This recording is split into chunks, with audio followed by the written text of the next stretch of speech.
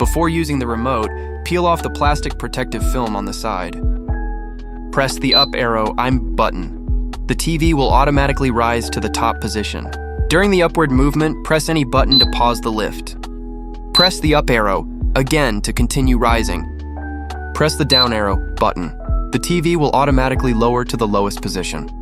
During the downward movement, press any button to pause the lowering. Press the down arrow again to continue lowering. You can save 2 preset height positions. To save a position, press and hold button 1 or 2 for 5 seconds. The TV will move up or down to the saved height. When you turn it on again, press 1 to move the TV to the saved memory 1 position. Press 2 to move the TV up to the saved memory 2 position. 0-point reset. Press and hold the RST button for 10 seconds. Release it, then press the down arrow to enter reset mode. The TV will automatically lower to the lowest position. Then it will rise all the way to the top. Finally, it will return back down to the bottom position. The reset process is complete. Please note the remote control safety precautions. Note, the remote control is not waterproof. Keep it away from water or moisture to avoid damage.